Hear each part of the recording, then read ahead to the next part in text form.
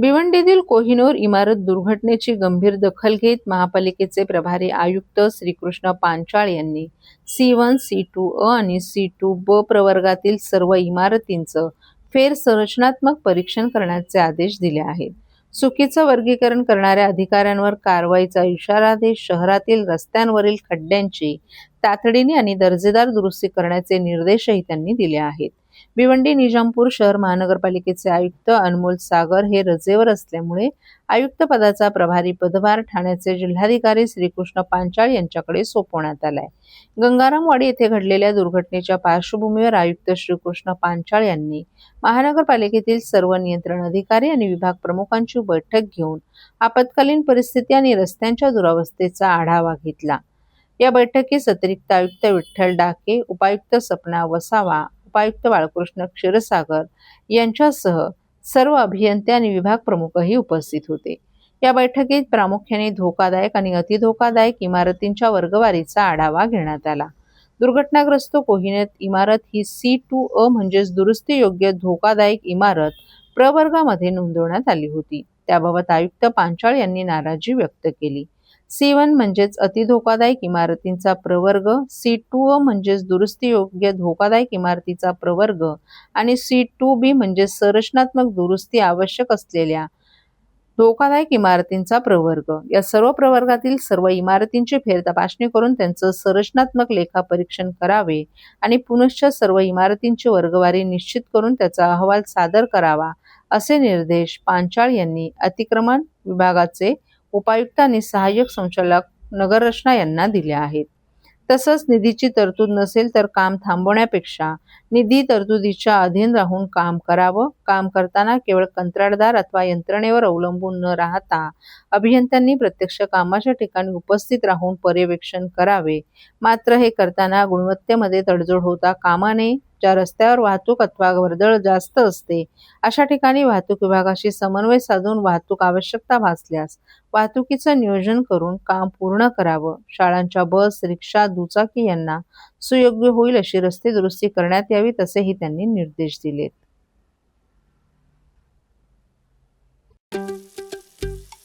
दादा, दात घासताय ना, मग पाणी का वाया घालवताय?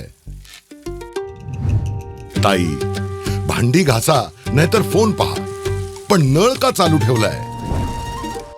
अंघोळ झाली ना करून मग शॉवर चालूच. कपडे धुताय पण पाणी वाया जातंय, त्याचं काय? गाडी अशी धुताय आणि उद्या पाणी कायमचं संपलं तर? पाण्यासाठी किती जणांची वणवण होते. कित्येक कुटुंबांना तर पाणी मिळतही नाहीये. पाणी बोलत नाही, पण आपण त्याची किंमत जाणली पाहिजे. पाण्याचा अपव्यय टाळा, परिस्थिती भीषण होऊ शकते. प्रत्येक थेंब जपा, पाणी वाचवा.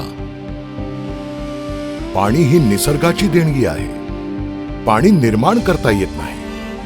पाण्याची बचत हीच पाण्याची निर्मिती. ठाणे महानगरपालिकेतर्फे जनहितार्थ जारी.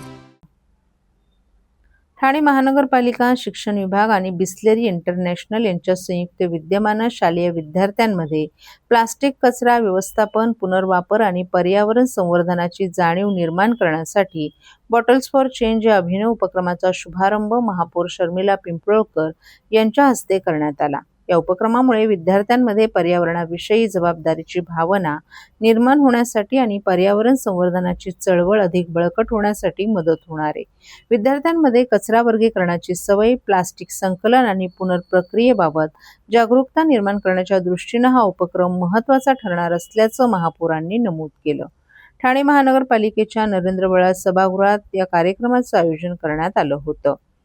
प्लास्टिकच्या बाटल्या, चॉकलेट आणि वेफर्सचे कव्हर्स, प्लास्टिक पिशव्या, मोबाईल कव्हर, शॅम्पूच्या बाटल्या, प्लास्टिक खेळणी आदी विविध प्रकारचा प्लास्टिकचा कचरा वेगळा गोळा करून पुनर्प्रक्रियेसाठी देण्याची सवय विद्यार्थ्यांना लागणं ही काळाची गरज असल्याचं त्यांनी नमूद केलं. प्रत्येक नागरिकाने आपल्या घराबरोबरच परिसर स्वच्छ ठेवण्याची जबाबदारी स्वीकारल्यास ठाणे शहर अधिक स्वच्छ आणि सुंदर बनेल असा विश्वासही महापौर शर्मिला पिंपळकर यांनी व्यक्त केलाय. तर अतिरिक्त आयुक्त प्रशांत रोडे यांनी शहरात दररोज मोठ्या प्रमाणावर कचरा निर्माण होतो, महापालिकेची जबाबदारी केवळ कचरा संकलन आणि प्रक्रिया करण्यापुरती मर्यादित नसून कचरा निर्माण होणारच नाही किंवा तो कमीत कमी निर्माण होईल यासाठी समाजात जागृती होणं आवश्यक असल्याचं सांगितलं. प्रत्येक सहभागी शाळेला विशेष पासबुक देण्यात आलं असून त्यामध्ये विद्यार्थ्यांनी जमा केलेल्या प्लास्टिक कचऱ्याची नोंद केली जाणार आहे. प्रत्येक शाळेत मोबाईल ॲपच्या माध्यमातून प्लास्टिक संकलनाची डिजिटल नोंद होईल. कोणत्या शाळेतून किती प्लास्टिक पुनर्प्रक्रियेसाठी पाठवण्यात आलं याचं अचूक मॉनिटरिंग करता येणार आहे.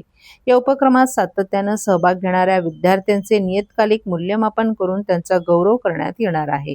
केवळ पर्यावरणाविषयी शिकवण्यापेक्षा विद्यार्थ्यांनी प्रत्यक्ष कृतीतून पर्यावरण संवर्धन करावं हा या उपक्रमाचा उद्देश असल्याचं उपायुक्त डॉ. मिताली संचेती यांनी प्रास्ताविकपर भाषणात स्पष्ट केलं.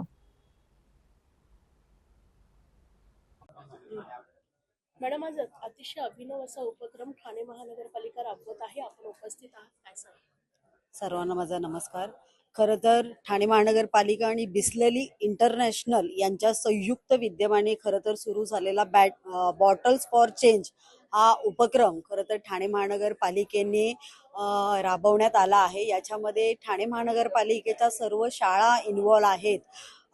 उपक्रम या पद्धतीचा आहे की ज्या पद्धतीने प्लास्टिकचा वापर आपण सर्वजण जास्त प्रमाणात करत आहे, तर प्रत्येक विद्यार्थ्याने आपल्या घरात असलेले प्लास्टिक दर आठवड्याला शाळांमध्ये आपल्या टीचर्सकडे जमा करावं आणि त्या प्रत्येक एक मला वाटतं प्लास्टिकला म्हणजे वर्गीकरण आहे प्रत्येक प्लास्टिकमध्ये आणि ज्या पद्धतीचं प्लास्टिक असेल तर त्याला 1 पासून 5 पर्यंत असे गुण आहेत आणि जो विद्यार्थी सर्वात जास्त गुण मिळवेल आणि जो वर्ग सर्वात जास्त गुण मिळवेल त्याला एक विशिष्ट प्रकारचं बक्षीस ठाणे महानगरपालिकेच्या माध्यमातून दिलं जाणार आहे. विद्यार्थी हे उद्याचे खरं तर नागरिक आहेतच, पण त्याचप्रमाणे स्वच्छता आणि शाश्वत ही नेहमीच आपण जपली गेली पाहिजे. त्याचप्रमाणे मला वाटतं महाराष्ट्राचे लाडके उपमुख्यमंत्री एकनाथजी शिंदे साहेब यांनी 2023 मध्ये मुख्यमंत्री असताना स्वच्छता अभियान हा कार्यक्रम सर्व महाराष्ट्रभर राबवला होता आणि तो ठाणे शहरामध्येही त्याच जोमाने मला वाटतं चालू आहे आणि त्याच धर्तीवर हा छोटासा उपक्रम ठाणे महानगरपालिकेच्या प्रत्येक शाळांमध्ये आपण राबवत आहोत आणि एक विद्यार्थ्याला मला वाटतं आजचा विद्यार्थी उद्याचा एक भक्कम नागरिक आणि स्वच्छ शहर कसं ठेवू शकेल याची ही सुरुवात मला वाटतं ठाणे महानगरपालिकेतून आपण चालू केली आहे. एक शाळांप्रमाणे सार्वजनिक स्थानकांमध्ये ठाणे महानगरपालिकेच्या हद्दीतील सार्वजनिक स्थानकांवरती देखील उपक्रमाला राबवला जाईल. आज हा उपक्रम मला वाटतं ठाणे महानगरपालिकेच्या शाळांमधून आपण सुरू केला आहे, पण शिक्षण अधिकारी आणि संचिती मॅडम यांच्याबरोबर आपण याबद्दल चर्चा केली. लवकर ठाणे शहरातील प्रत्येक शाळांमध्येच नाही तर प्रत्येक सोसायट्यांपर्यंत पण हा कार्यक्रम आपण पोहोचवण्याचा प्रयत्नात राहू. महसूल मंत्री चंद्रशेखर बावनकुळे यांनी संजय गांधी राष्ट्रीय उद्यानातील 1053 एकर जमीन राखीव वने म्हणून जाहीर केली आहे. या जमिनींवरील खासगी व्यक्तीचा अधिकार रद्द करण्यात आलाय. त्यामुळे ठाण्यात भले मोठे कॉन्क्रीटचं जंगल उभारण्यास आळा बसणार आहे. त्याबद्दल ठाणेकरांच्या वतीने आपण महसूल मंत्र्यांचे आभार मानत आहोत. मात्र हिरवळ झाडांचा बळी देऊन 193 एकर जमिनीवर कॉन्क्रीटचं जंगल उभं राहणार आहे. एका प्रकरणात वनहित जोपासणारे महसूल आणि वन खाते दुसऱ्या समान प्रकरणात बोटचेपी भूमिका का घेत आहे असा सवाल करून 193 एकर TDR घोटाळा प्रकरणी महसूल आणि वन खात्यानं श्वेतपत्रिका काढावी अशी मागणी राष्ट्रवादी काँग्रेस शरद पवार पक्षाचे जिल्हा अध्यक्ष मनोज प्रधान यांनी एका पत्रकार परिषदेत केली आहे. संजय गांधी राष्ट्रीय उद्यानातील 1053 एकर जमिनीवर खासगी व्यक्तीचं नाव चढवण्यात आलं होतं. याबाबत कोकण विभागीय आयुक्तांनी दिलेला आदेश महसूल मंत्र्यांनी ग्राह्य धरला होता. मात्र पुनर्विलोकन करताना अनियमितता आढळून आल्यानं तसंच वृत्तपत्रीय बातम्या, जनतेचा दबाव, आम्ही केलेला विरोध यामुळे महसूल खात्यानं ठाणे महापालिका निवडणूक काळात स्थगन आदेश देऊन आता या जमिनीच्या सातबारावर महाराष्ट्र शासन राखीव वने असं नाव चढवले. 1053 एकर आणि 193 एकर जमीन प्रकरणात तंतोतंत साम्य आहे. या दोन्ही ठिकाणी समान विकासकांचा समावेश आहे. या विकासकांनी 50 वर्ष महाराष्ट्र महसूल न्यायाधिकरणात प्रलंबित असलेले प्रकरण मॅनेज करून स्वतःच्या बाजूने निकाल लावून घेण्याची तजवीजही केली होती. इमारतीचा हा निकाल महसूल मंत्र्यांनीही मान्य केला होता. त्यानंतर 193 एकर प्रकरण उच्च न्यायालयात गेल्यानंतर उच्च न्यायालयात महाराष्ट्र शासनाच्या वन खात्यानं प्रभावी बाजू न मांडल्याने ही जमीन वन खात्याच्या ताब्यातून खासगी विकासकांच्या ताब्यात गेलीये. या विरोधात आम्ही सर्वोच्च न्यायालयात याचिका दाखल केली असल्याचंही प्रधान यांनी सांगितलं. 193 एकर जमीन तथा TDR घोटाळ्यात सामान्य ठाणेकरांनी आवाज उठवलाय. आंदोलनं देखील झालीय. तरीही शासनाकडून उच्च न्यायालयात पुनर्विचार याचिका दाखल करण्यात आली नाही. तसंच महाराष्ट्र महसूल न्यायाधिकरणाच्या निकालावर अपेक्षित विरोधाची भूमिका जाहीर केली नाही. त्यामुळेच हे प्रकरण दिसतं तेवढं सोपं नसल्यानं या प्रकरणी महसूल आणि वन खात्यानं श्वेतपत्रिका काढावी अशी ही मागणी मनोज प्रधान यांनी केली आहे. राज्यातील अकृषी विद्यापीठे, शासन अनुदानित महाविद्यालय आणि उच्च व तंत्र शिक्षण विभागांतर्गत कार्यरत शिक्षकेतर कर्मचाऱ्यांच्या अनेक वर्षांपासून प्रलंबित असलेल्या अर्जित रजा रोखीकरणाच्या मागणीला अखेर न्याय मिळाला आहे. सुधारित 7व्या वेतन आयोगानुसार अर्जित रजेच्या रोखीकरणासाठी शासनाने अधिकृत शासन निर्णय जारी केला असून याचा लाभ राज्यातील हजारो शिक्षकेतर कर्मचाऱ्यांना होणार आहे. या निर्णयासाठी कोकण पदवीधर मतदारसंघाचे आमदार ॲडव्होकेट निरंजन डावखरे यांनी केलेल्या सातत्यपूर्ण पाठपुराव्याला यश आल्याचं मानलं जात आहे. या विषयावर नुकतीच उच्च व तंत्र शिक्षण मंत्री चंद्रकांत पाटील यांच्या अध्यक्षतेखाली मंत्रालयात बैठक झाली. या बैठकीत महाराष्ट्र राज्य महाविद्यालयीन शिक्षकेतर कर्मचारी महासंघ आणि अशासकीय महाविद्यालय शिक्षकेतर कर्मचारी महासंघ यांनी शिक्षकेतर कर्मचाऱ्यांच्या प्रलंबित मागण्या मांडल्या. त्यामध्ये 7व्या वेतन आयोगानुसार अर्जित रजेच्या रोखीकरणाची मागणी प्राधान्यानं करण्यात आली आहे. या बैठकीनंतर आमदार डावखरे यांनी संबंधित विभागाशी सातत्यानं समन्वय साधत हा विषय तातडीनं मार्गी लावण्यासाठी पाठपुरावा केला. महासंघाचे अध्यक्ष राजा बडे, सरचिटणीस सुजित RP सिंग तसंच उच्च शिक्षण संचालक डॉक्टर शैलेंद्र देवळानकर यांनीही प्रशासकीय स्तरावर आवश्यक कार्यवाहीला गती दिल्यानं शासन निर्णय निर्गमित होण्याचा मार्ग मोकळा झालाय. या निर्णयाचा लाभ सार्वजनिक विद्यापीठे, शासन अनुदानित अभिमित विद्यापीठे, उच्च शिक्षण संचालनालय, तंत्र शिक्षण संचालनालय, कला संचालनालय यांच्या नियंत्रणाखालील अनुदानित महाविद्यालय तसंच सामाजिक न्याय विभागाकडून हस्तांतरित समाजकार्य महाविद्यालयांमधील दीर्घ सुट्टी अनुज्ञेय नसलेल्या शिक्षकेतर कर्मचाऱ्यांना होणार आहे. या संबंधित संवर्गाची पात्रता विभागीय स्तरावर तपासून त्यानुसार कार्यवाही करण्याचे निर्देशही शासनानं दिले आहेत. याबाबत प्रतिक्रिया देताना आमदार डॉक्टर निरंजन डावखरे यांनी शिक्षकेतर कर्मचारी हे उच्च शिक्षण व्यवस्थेचा कणा असून अनेक वर्षांपासून प्रलंबित असलेली ही न्याय मागणी पूर्ण झाल्याने हजारो कर्मचाऱ्यांना आर्थिक दिलासा मिळणार असल्याचं सांगितलं.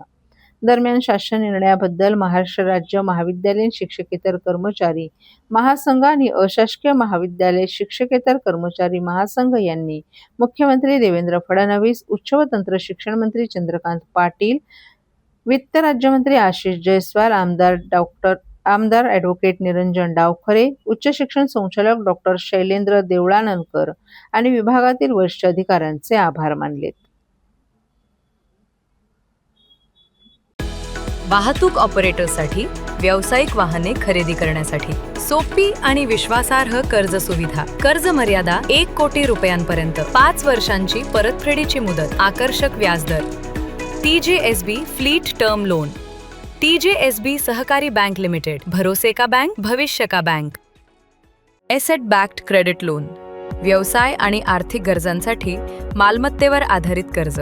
कर्ज मर्यादा 5 कोटींपर्यंत, 120 महिन्यांचा परतफेडीचा कालावधी. विश्वासार्ह वित्तीय भागीदार तुमच्या प्रगतीसाठी. TJSB asset backed credit loan. TJSB सहकारी बँक लिमिटेड, भरोसे का बँक, भविष्य का बँक. तुमच्या व्यवसायासाठी खेळते भांडवल, क्षमता विस्तार, आधुनिकीकरण आणि यंत्रसामग्री खरेदीसाठी विश्वसनीय ओव्हरड्राफ्ट सुविधा. कर्ज मर्यादा 7 कोटींपर्यंत, जलद मंजुरी, 120 महिन्यांचा परतफेडीचा कालावधी. TJSB ODS drop against property. TJSB सहकारी बँक लिमिटेड, भरोसे का बँक, भविष्य का बँक.